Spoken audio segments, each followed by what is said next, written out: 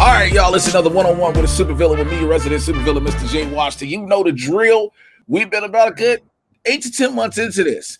So you've watched people's lives change over the course of the panorama and going into a new year, a new chapter in American history, if you will, and everything of the sorts. And all these conversations, as always, as I always say, have been interesting and unique, and that's why I love doing these.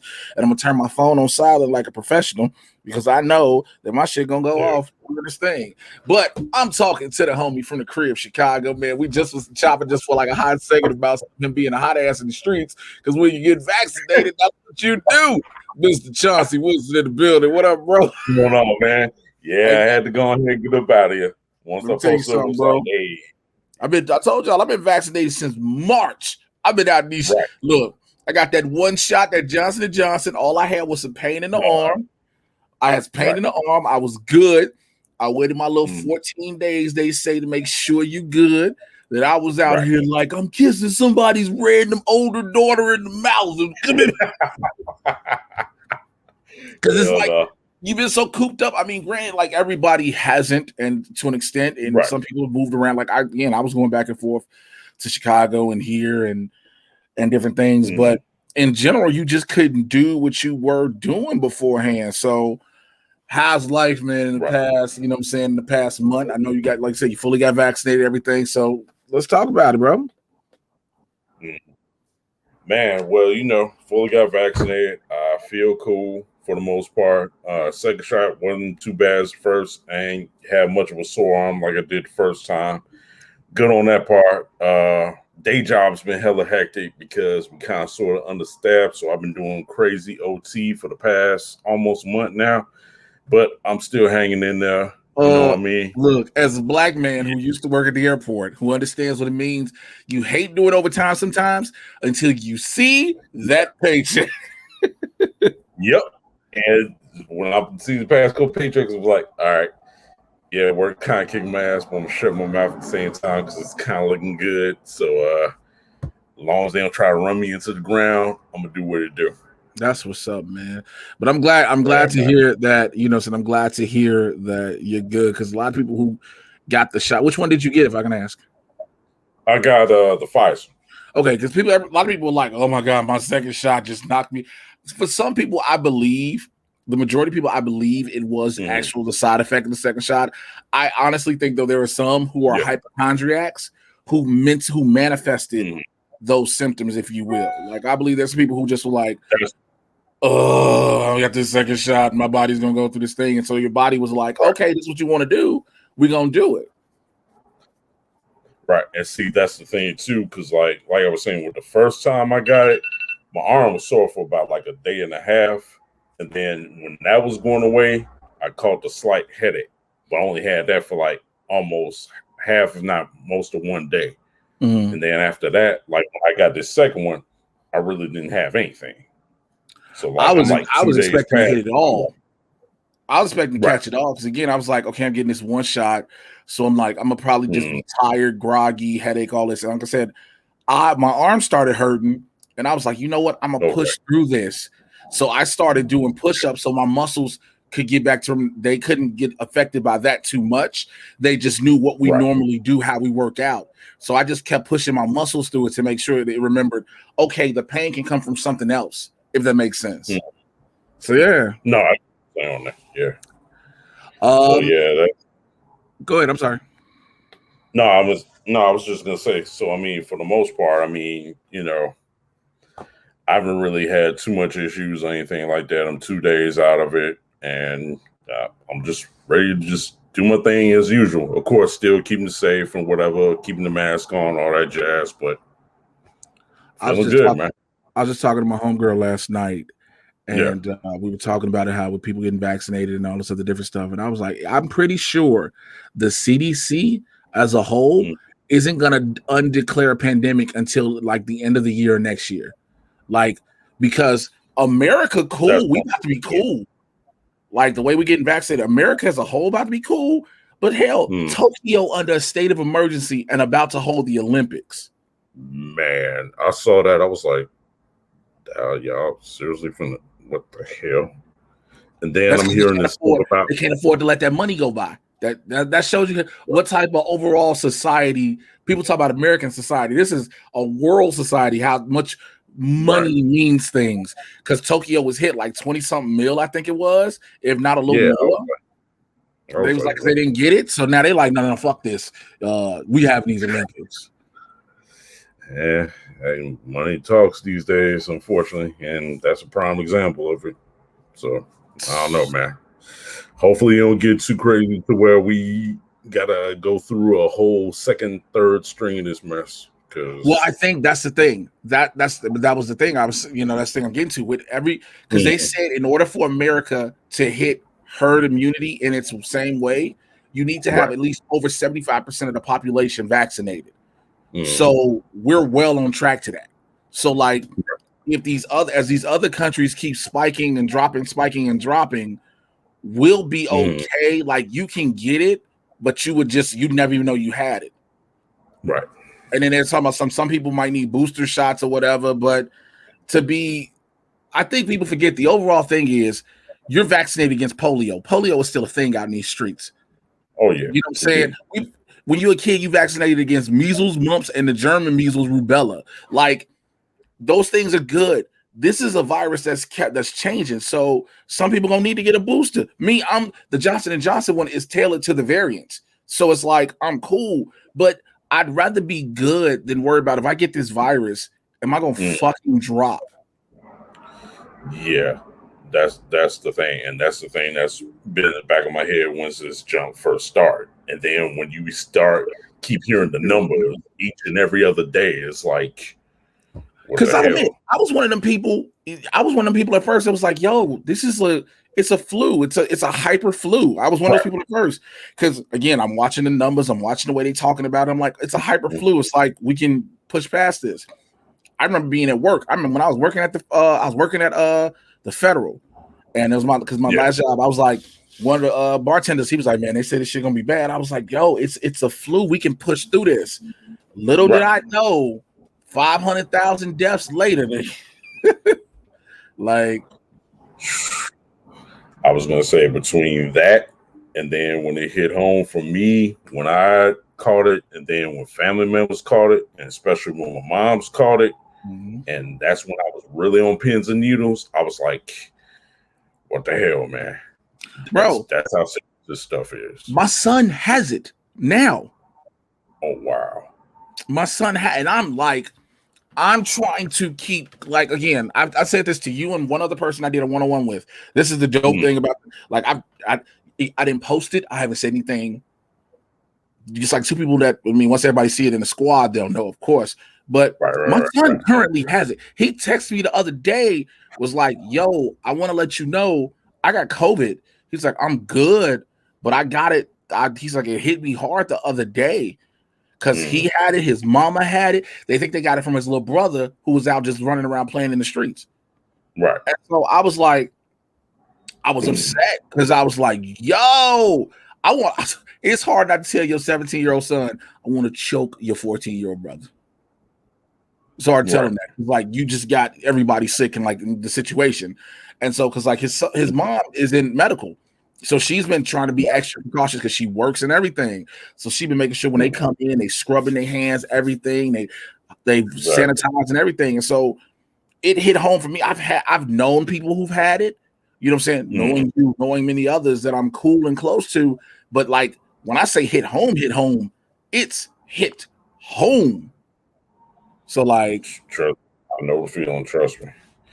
And kind of on a somber note, though. Unfortunately, I gotta go to a funeral this coming Saturday because a close friend of the family, his father had passed from COVID. So that's it.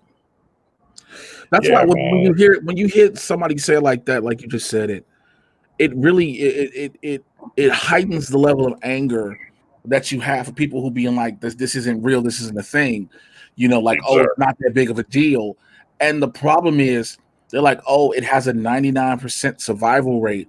I'm like, yeah, but here's the thing. I'm like, yeah, but here's the thing. This is a Russian roulette virus. Yes, it is. This is literally a Russian roulette virus.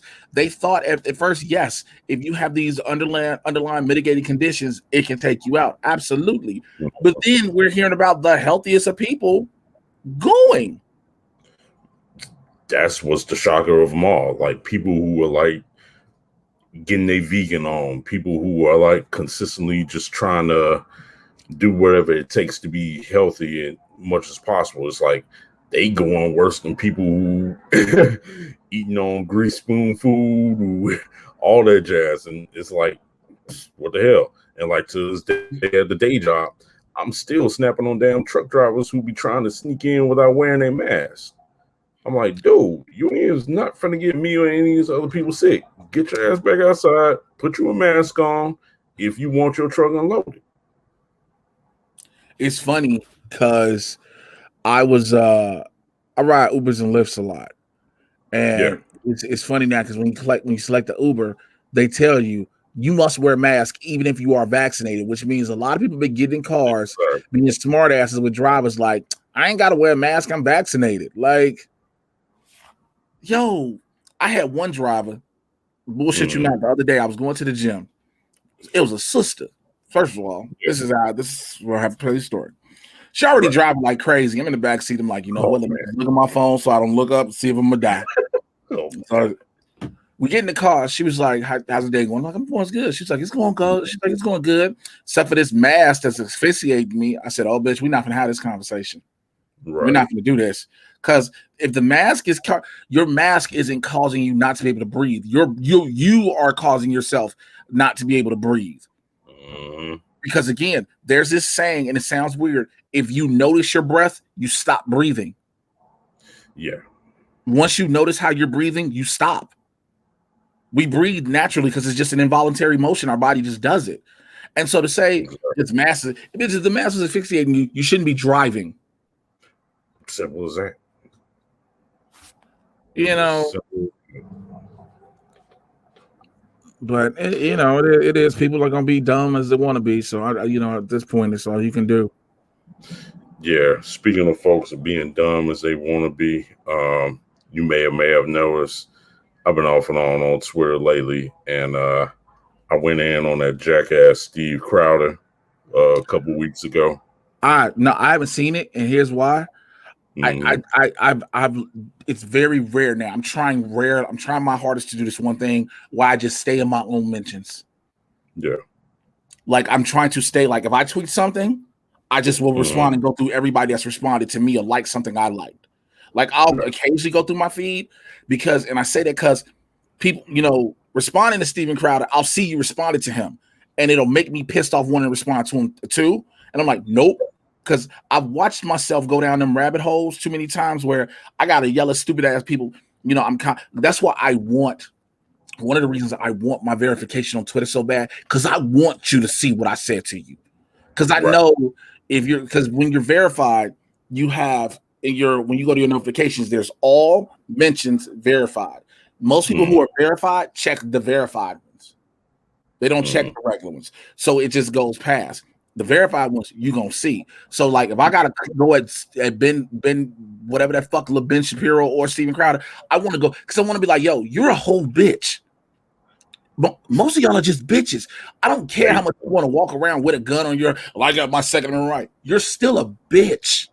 Basically. You still a bitch. You not gonna you gonna say all this shit on the internet or around a bunch of other lame ass white dudes like you who are going to fight along like you because all of y'all are a gaggle of bitches, but you not gonna go in the places where you should say that shit like you got guts. You not gonna do it.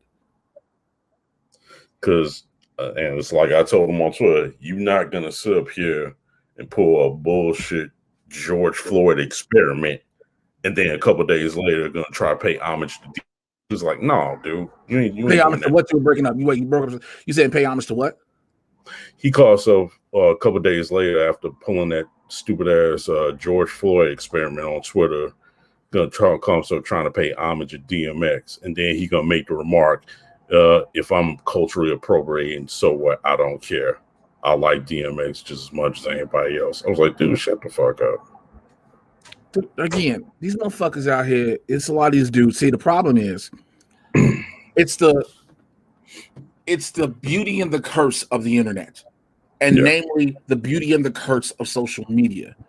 It is giving people a voice that have been voiceless for a long time, which is a good thing.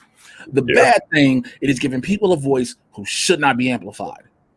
No, definitely not. Steven Crowder is one of them, because again, his voice allows all the other bitches like him to come out the woodworks. Definitely. And then they get to feel vindicated and like, yo, somebody speaking the way I speak and blah blah blah. You're still a bitch. You needed somebody in the forefront to be your voice, because you can't. You needed somebody with a face to be like, he's saying what I think. You don't say it because you're a bitch. You just prove you a bitch. You it's bitching your heart. And that's the Chicago in me talking. Like, you prove that's bitching your heart. If I can't say how I say it, I need Chauncey to say it for me. What that say about me? Well, vice versa. It's like what yourself. Right. Yeah, but I had to get him on that one, man. I was like, sometimes you got to, dog. Sometimes you got to. I can't even be mad at it. Yeah, but like another somber note, though, the thing with poor little Jaslyn Adams, who unfortunately lost her life. What was that, last weekend? Come to find out, they found her asshole finally today. Oh no, I heard the police shot his ass up. The guy who shot her? Supposedly, it was one of the dudes that had a shootout with this nigga, like by the E-way or something, right? Or was that another nigga? There had to be somebody else, but they got to do it nonetheless. Yeah, because the cat they caught, they got him mug shot and everything. Some 18-year-old hood rapping cat or whatever, and come to find out, it was over something that the father did. Oh no, we know. Oh yeah, the nigga sat there and took a video pissing and shitting on one of his ops' grave. Right. Then sat there and was like, made a video. They say the nigga made a video before his daughter got killed, talking about some man about to go downstairs. I know the ops looking for me. Nigga, what? Right. It's like, you a damn father. Well, that's because you forget it. Right. It's like this shit is more important than taking care of your family, taking care of your child. It's like, what the fuck? Come on, bro. You and I know this already. You and I grown. You and I grown. You and I older. You and I seen this whole. You and I seen this whole generation of niggas who was in the streets who found something better than the streets. You know what I'm saying? But then you got some cats who still around our age group who's still in the streets. Would you like, nigga, stop? Like you can't get your retirement benefits off being in the streets, nigga. The retirement plan from the streets is not one you want. But these young niggas, because they've learned to look. And I was watching like Hip Hop Uncensored on FX, and it's a lot of things again, seeing it. Rap started with the hood culture, with the gang culture, all this shit. But the niggas in the gangs that made it got out. Showing the hell did. These new niggas, they sit here and want to be these thugs, these gangsters, and stay in this shit. And again, social media where you can track a nigga. Like people forget. People like, oh, they don't have to put their location. Nigga, if I'm from Chicago and I'm from your area, or I know your area, if I watch you do a live and I see some houses and buildings, I know exactly where you at. I know where to be. Like for what was that, a couple years back when them assholes did a live trying to run train on this chick, or basically just fucking raping her on live or whatever like that. And it was right off, I think, Independence or something like that. They didn't think they was going to get caught up. It's like, what the fuck? And then niggas do dumb shit. Like, I lost one of my cousins. One of my little cousins got killed out in, my little cousin was in the streets. She got killed out in Riverdale. Niggas ran up in the crib. Niggas came, rang the doorbell, ran up in the crib and aired my cousin out. Like when I tell niggas, I've lost several family members to this. I've lost a lot of family members to the streets. Like, it's the reason I'm from the streets. I'm not in the streets anymore. I'm on a whole different level of street shit. You know what I'm saying? I'm on a whole different level of shit. I like when I come home, people I know always like, yo, you coming around here? Nigga, no. No. Bro, I'll tell you this, from somebody who was born and raised on the west side of Chicago, the infamous day where somebody got shot and killed on the side of my house, in addition to having a couple bullet holes right by my front door, my family was like, yep, it's time to go. Since then, with the exception of a couple family members, I don't really mess with the West Side like that. I'm like, call me cornball, call me lame for being a suburbanite. It is what it is. Mm-hmm. At least, I grew up in the hood, but I didn't become a byproduct of it. My brother, I love my brother to death, and everybody knows my brother and I've had this strained relationship, and now we're back, cool with one another. But my brother in the streets heavy, and like niggas was coming at my brother. So I used to be like, yo, do you really think I'm gonna come out there when I know niggas is coming at him? And then niggas think, to niggas, I'm hood rich. To niggas from the crib, I'm hood rich. I live in LA. I'm on TV, the internet, all this. And according to them, I'm living it up. According to them, because that's what they see. But everybody who knows me knows it's a whole different ball game. So my brother used to be out there. So my brother, they'd be like, yo, you coming out? No, because I know niggas love my brother. And they figure out where I'm at. I'm good. But then also, my brother, I used to tell, like, yo, it's more to life than this street shit. He used to be like, well, I can't do what you do. I said, I don't need you. You don't have to do what I do. What I do is what God has put in the path for me. What I do, being you're not going to be a pro wrestler that becomes a stand-up, that becomes an actor, that becomes an internet host. You're not going to do that because that's not your life.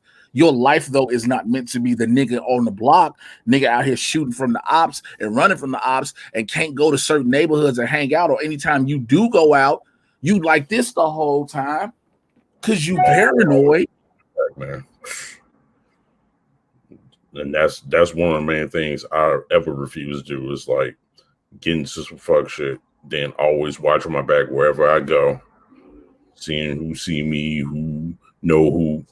I don't need to worry about that. I don't need to deal with all that. Even when I used to bounce back in the day, like in the early 2000s, it was like, even though I had a tight-knit group of brothers, who had my back while doing that stuff, at the same time, it was still like, I gotta be careful on who I deal with, who I mess with, because it could have been any guaranteed time. I'm just chilling, doing my thing. Then some cats like, there go that nigga from that club, pop, pop, pop, woo, woo. And I'm like, oh, what the fuck? That's why I stayed out of club fights. Real talk. Like, if I gotta rumble with my guys, I'm gonna rumble with my guy. It was one fight. I made sure I stayed. I remember I was like 21, 22, young. We were at Waldo Cooney's off 111th and Western. This before I lived over there. I'll never forget. Me and a couple of niggas came in and we were going to get something to eat. We was out kicking it.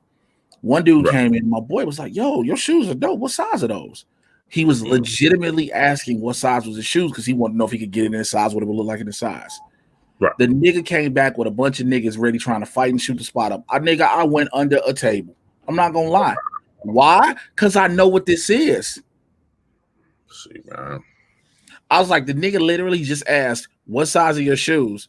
Because he looked at the shoes legitimately like I do. Like, he was like, yo, those some nice shoes and they're my size. I can get them, blah, blah, blah, blah. I can go buy them shoes. Nigga came back thinking the nigga was trying to steal his shoes. See. And I'm like, like niggas was like, yo, you was a bitch on that one. Yeah, because nigga, I know what this ends up being. I know what this becomes. Like, sometimes you gotta scrap a nigga. Sometimes I'm not finna fight niggas. The niggas gonna pull out pistols real quick. I can't. I can fight all day. I'm as much as I've checked, I get cut, so I'm not bulletproof. Right. And I was gonna say, this ain't no movie or music video shit. This is the real deal. The real deal. So that shit changed my life. Like I said, so that was the one incident. But anytime, like if I'm in a club with my niggas, and like I've always been this nigga in the club. If my boys are always getting to it, I try to figure out what the deal is. If I see if niggas get drunk, niggas are all drunk, I sober up. Mentally, I'm like, yo, y'all kill that shit. I push both these.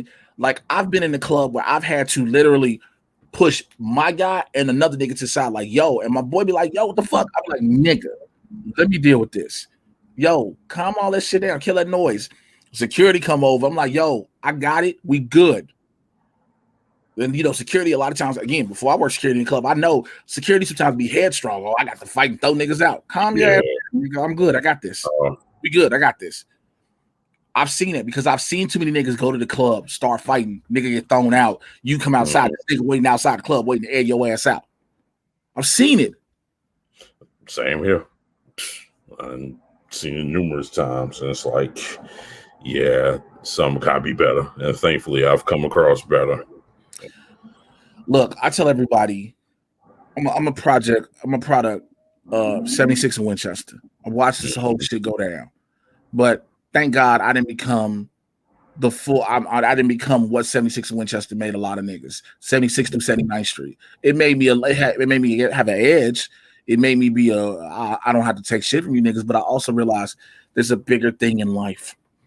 It's God said, okay, you see this now. Here's what I can do, and I still let God take care of my path. Like again, I'd allow myself to be a product of where I'm from completely. The first thing I probably wouldn't have been in movies like I am. I wouldn't have been on TV. I wouldn't have been blessed with the opportunities that I've been blessed with thus far, and those that are to come. I'm so fortunate and grateful every time I get an audition. When I look at an audition, like, yo, I could be on this network, I could be on this show, I could be doing this, I could be doing that.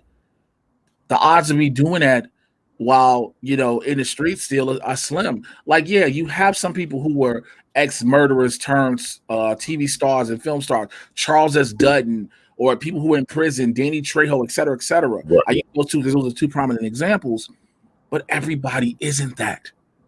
Nope. Chirac Spike knew what was up. Regardless of what people think about the movie, people need to realize this nigga said, I want some niggas from the street to show them something else. He took some street niggas and gave them the opportunity to be in a major motion picture. Now, many took those opportunities and parlayed it and done other incredible things. One of the dudes who was in it is one of the co-writers or like co-producers of some other show right now. Like, this was a street nigga that is now doing a major show for Showtime. Somebody showed you there was another way. And then people always say, well, there isn't everybody to show people like Spike Lee. Doesn't have to be. My brother, again, I took my brother, I'll never forget, Tommy Davidson was in town one year, and I was opening for Tommy. I said, hey, you got a like a collared shirt or something? Because I knew all he had was white tees. Sound right. Don't trip. I live right by it. I understand. Okay. I said, yo, you got like a regular collar shirt, a polo shirt or something? He's like, no, I got white tees. I was like, I got a polo shirt for you. So to take you to the Improv for me. I'm going to introduce you to Tommy. All these other things. Shit that it wouldn't happen normally. You know what I'm saying? Like, I'm going to show you, this is what your brother do. Now, look who I'm around. And I'm opening for Tommy Davidson, but me and Tommy are cool. Like, I can introduce you to Tommy. Tommy has no problem with that. I can talk to Tommy and joke with Tommy and bullshit with Tommy. But I said, this is just a part of it. This is even before Chirac. So now, in hindsight, my brother's in town. If I'm hanging around somebody, yo, this is such and such. This is such and such. Just because these are people I become cool with that God has put in the path in my life because of the decisions I've made to show that, no, you're not going to make the exact same decisions your brother made. That's not going to happen. However, you can have choices that make your life better than what they were or are.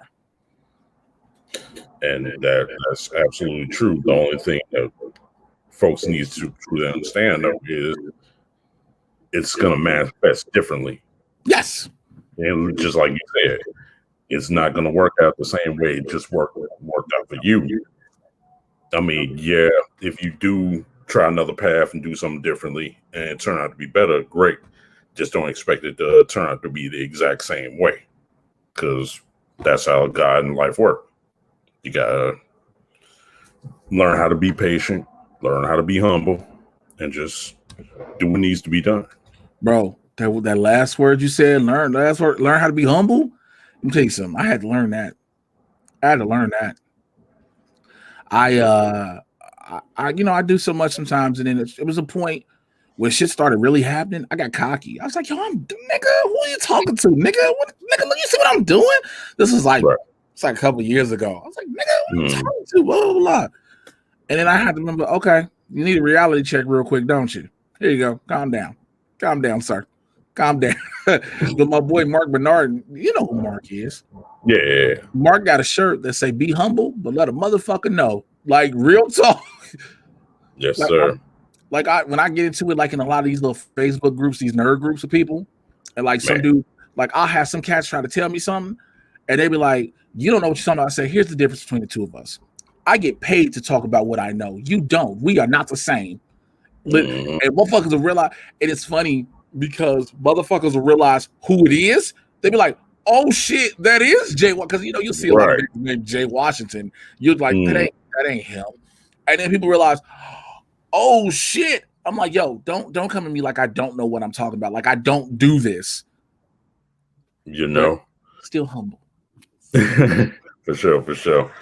Well, you know, on a little bit of a bright side of things, have you checked out Jamie Foxx's new sitcom on Netflix? Scared to. It's actually not half bad. All right, here's the thing. It's cool to see him and David Allen Greer doing comedy again. Some stuff kind of give you reminiscent of stuff they used to do on Living Color. Other stuff is like, okay, I've seen that on every other sitcom, especially black sitcom. And it's like, I can still kind of give it the benefit of the doubt, but at the same time, it's like, okay, I've been there, saw that. I will say, side note though, the one actress who plays his sister on the show, I believe her name Portia Coleman, is one fine honey. Give me at least. I'm gonna check it out. I'm gonna check it out because I've seen so many people I know, like some people I know that was like trash, but then it's like, all right, what do you expect? Because if you go in, because see, my thing is my issue is some people will go in expecting watching a Jamie Foxx led TV show and expecting the Jamie Foxx show from the 90s. And the problem is you're not going to get the Jamie Foxx show because it's not the Jamie Foxx show. No, it's just not. And so I try to make sure, like, I want to see it because I'm gonna watch it. Because again, I'm a fan of Fox. I'm not gonna even lie. Right. I'm a fan of Jamie Foxx as an actor, as a comedian, and as a musician. Look, I'm not gonna lie. I'm a fan of him. But it's like the thing you just said about I've seen this a lot. That's the only thing that really gets me because it's like when as somebody who's trying to who's writing two pilots, I wrote one and I'm writing another one and I'm going back editing. My thing is always this: what is it we can't? What is it we haven't seen in some way or another at this point? You know what I'm saying? Because sitcoms have been around for God knows how long. Yes. You know what I'm saying? Minus the inclusion of social media and the internet, what is it we haven't seen? Right. Because go ahead. No, I was just gonna say, because for example, when I've seen people post stuff about Thunder Force, and it's like, okay, Thunder Force for me is trash. It's just see, that's what I was trying to figure out, because it's like I could give it a chance because I do like Octavia Spencer as an actress. Melissa McCarthy, okay, sometimes. But I was like, I don't know about this one. Well, here's the thing for me: it drags on unnecessarily. Okay, that's my biggest issue with Thunder Force. Like, I love both actresses. I love Melissa McCarthy. I love Octavia Spencer. It just drags on. Okay. And there's this thing now I'm noticing, and I don't know why. I became very observant of it. Depending on the scene, like if you notice in a lot of TV shows and movies, sometimes there is no sound in the background, no background noise. Sometimes there's a musical bed underneath, and sometimes it's just quiet. There are scenes with the two of them where it's just quiet, but it just goes on for so long. And you're like, you need something to break this up because it just feels like I guess it's hard for me to be like, this is just a script. Right. Like, Octavia Spencer's an Academy Award winner. And she's done comedy for God knows how long. Oh, she's been in comedy. Melissa McCarthy does comedy. Like, Octavia Spencer plays a girl who's a nerd whose parents get killed by a supervillain. And she's a genius. When her parents get killed, she wants to finish her parents' work to be able to turn regular people into superheroes. Cool. Right. She gets older. Melissa McCarthy's character, just like blue collar as fuck. Picture a North Side Chicago woman, white woman who works at the docks and shit like that. That's what she is. Right. But it's like, I get it. Okay, the two together should make a good thing, but it should flow and it should just move. There's just certain things about things where it's like it don't move. Mm-hmm. And that's just me. I know some people like it's just trash. That's what makes it garbage because I'm like, come on. How long has this? You know how many times you watch something, you'd be like, how fucking long has this been? Right. Like, move. So yeah, it's like I put to you like this, especially when watching Mortal Kombat or whatever, and just to see how some folks have their certain little film standards towards this. It's like, folks, this is just a video game movie. Ain't no need to put on no Scorsese stamp criticisms about it or whatever. It's like, you saw my post. Stop expecting Gone with the Wind.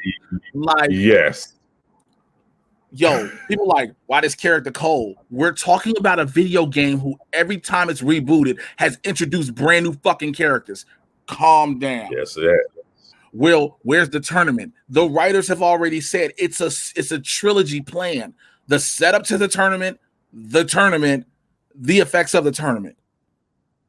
When I saw one dude complaining, why is the runtime only an hour 54? We can get more about this character.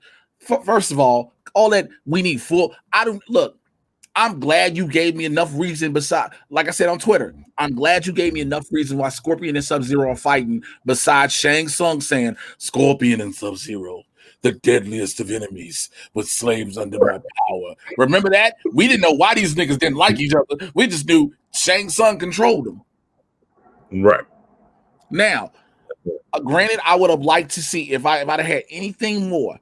For me, there's only one thing more I wanted. I wanted Quan Chi in another realm. I wanted Quan Chi turning Hanzo into Scorpion. That's it. But again, there's a whole animated movie called Mortal Kombat Legends: Scorpion's Revenge to watch for that. Yeah, basically. People, I mean, like, I get it. Like, but it's again, bro, the question is, what the fuck did you expect? It's a movie about a fucking fighting tournament with people from another world. What the fuck did y'all expect? And between the stupid complaints about Malia's ethnicity, which shouldn't even be an issue, so or the alien, and the non-appearance of Johnny Cage, which you got a teaser of at the end of the movie. Spoiler. The writer said it best. I read an article he did for Collider. He said, it's so many characters. I can't, if I overload these characters in one movie, you gonna complain, basically. Yeah. If they threw every single main character we wanted into the first Mortal Kombat movie, we would be like, yo, they overcrowded this movie. Nobody can even say, what do you like? Let's just be real. Besides a split and this nigga with glasses, what is the big deal about having Johnny Cage? No whatsoever. It's just the portrayal Lyndon Ashby gave us in the first one is a good one. But go ahead. I'm sorry, bro. No, I was just gonna say because they were expecting all these, quips and comic relief moments. Kano gave us that. Who stole the fucking show? Right, and shout out to old boy Josh Lawson because when I used to watch House of Lies with Don Cheadle, I just thought, okay, white collar American dude. I never realized he was Australian until now. I was like, well, ain't this some shit? But he did a damn good job, though. My only real complaint, though, about the movie, though, I wasn't the craziest about Liu Kang's portrayal. They just made him like a little too peaceful, if you know what I'm saying. It's like he would talk about the flowers and trees. It's like, okay, Liu, I need you to tone it up a little bit. So I agree, but I think that's what happens in the sequel. I think the aggressive Liu, because you need a reason for him to do it. What makes him that way? Kung Lao's death. Okay, I got you. Again, people are like, oh, why did you treat Kung Lao? Who the fuck besides video? Most people don't care about fucking Kung Lao. Sure, the hell don't. So all they care about that trick, and that's it. People don't give a fuck about. Don't get me wrong. The death he had on Natara in the movie, with the. I was like, oh shit. Yes. Like, damn. I was like, I saw the hat spinning. I was like, are they gonna do? Oh, they did it.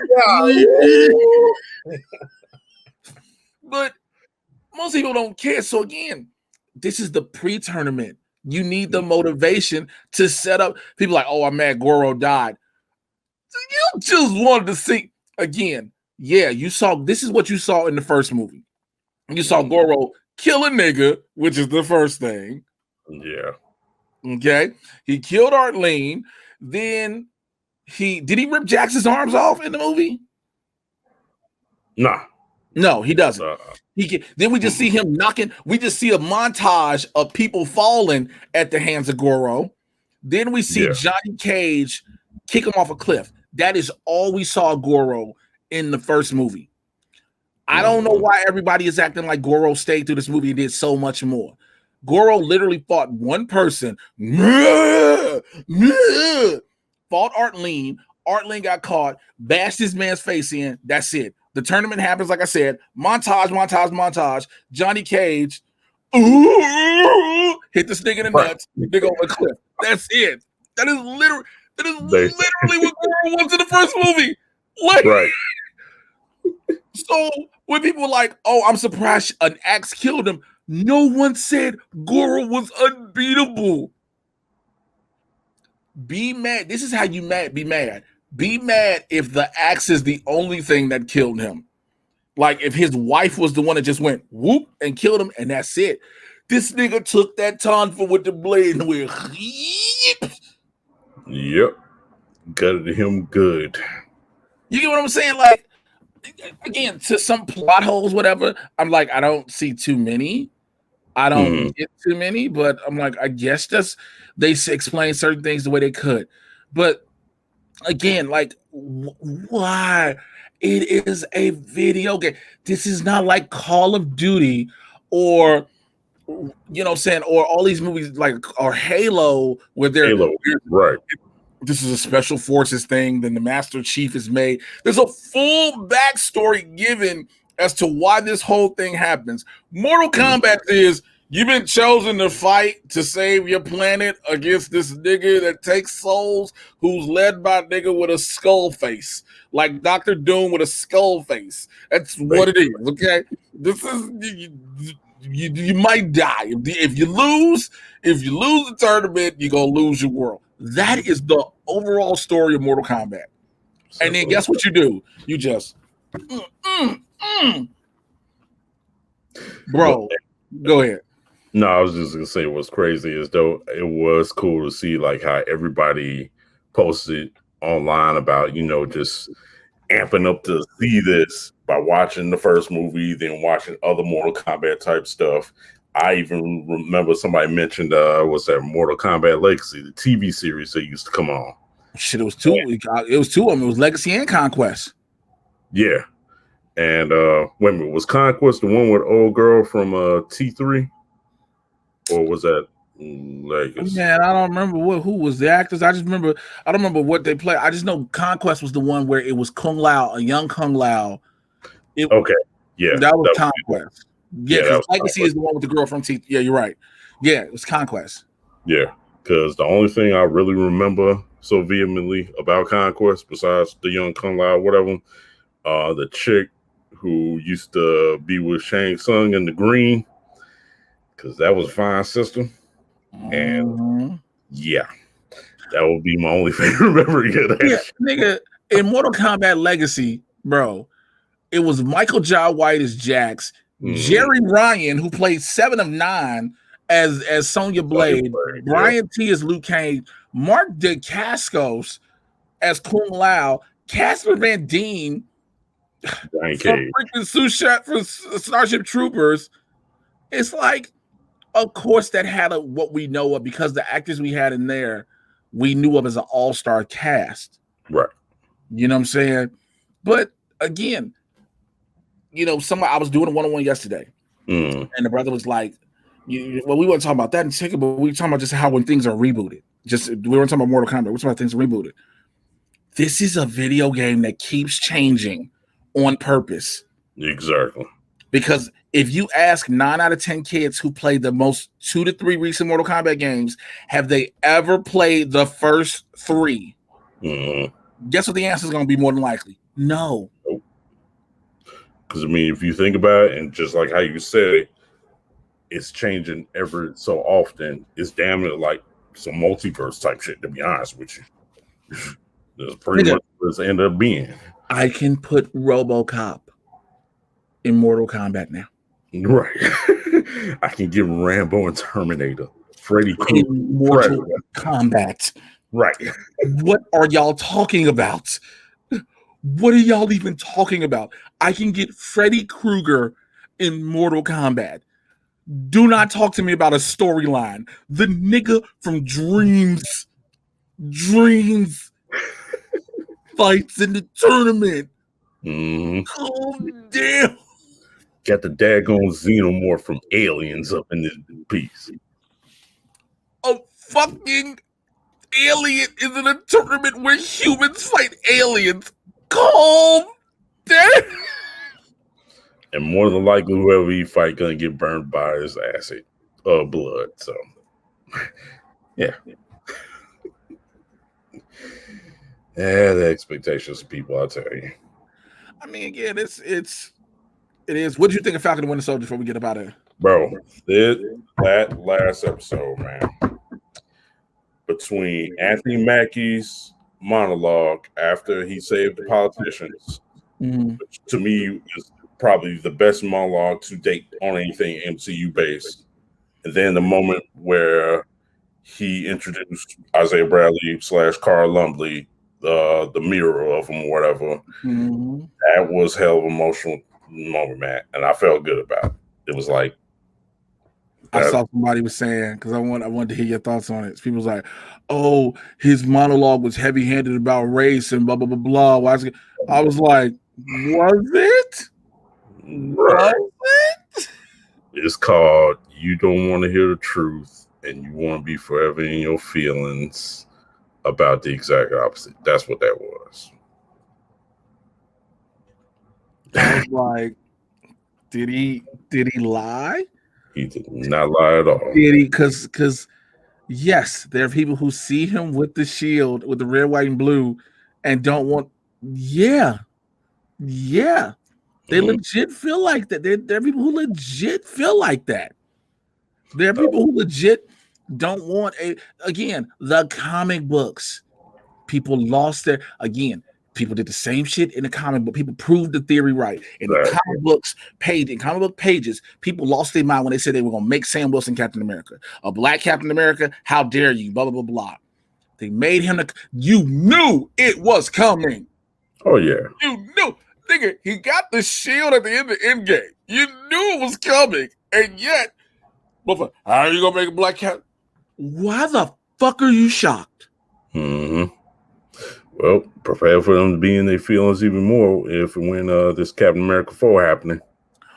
There are people who I pretty much am sure there are mods who are making reviews already. Talking about, Disney's.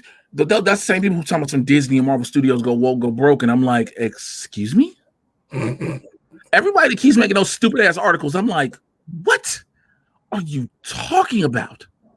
Like I watched this one asshole on YouTube talking about don't fall for Falcon and Winter Soldier's wokeness or whatever, blah blah blah. I'm like, dude, shut the fuck up. First of all, everybody keeps saying that black, and we came from a black dude too. So you know what? I say this about all them coon ass niggas. All them can kiss my ass. Because again, these niggas just in here saying this stupid shit. But again, we'll want to be like, there's no racism until they get some racism shit happen to their ass. It's overwoke. Yes, there is a level of overwokeness. There is this level. I agree. But when it comes to shit that is based in politics anyway, comic books are inherently based in politics. Again, everybody got to remember the very first issue of Captain America. What is he doing? Punching Hitler. Kicking some Nazi ass. If that is not political, then what? The X-Men. Everybody loves the X-Men. You can't take away why they were made by they're political. Again, the creator of these comics told you it was based in politics. Yep. So yeah, all right, man. Because listen, we can keep doing this for a long time. Yeah, I know, right? I gotta prep for Blurs After Dark and prep my liver for my new thing of Chauncey and Chat Live on IG pretty soon too. Talk about it. So yeah, folks, if this will come out tomorrow or so, but talk about it. Yeah, so if you want to check it out, folks, I'm got a little thing on IG called Chauncey and Chat Live. That's CHAUNCINE Chat Live. And it's on Instagram. Basically, I give movie discussions, one-on-one interviews, kind of like what me and Jay doing right now. Today's episode, I'm going to be talking about my reviews of Falcon and Winter Soldier as a whole series. Going to give my opinions on the Mortal Kombat movie. Might chop it up with a couple of folks here and there, whoever free or available, chime in. We'll wrap it up on the video side and, kick it like that. But and that's one of the things I definitely wanted to make sure happens here with the Supervillain Squad is I want you all a lot of people in the squad are doing different things. So when I say plug what you got, do what you're doing, let people know how they can connect. Some people maybe want to be on some podcasts, we want to talk about some things, so you never know. And that's the beauty of this. Y'all already know how to find me. If you're not following me on the social medias, please, what's wrong? What did I do? But you're here, so like what did I do? Follow the man, people. We will holler at y'all later. Take care. I'm out. Bye. Two fingers, Lou.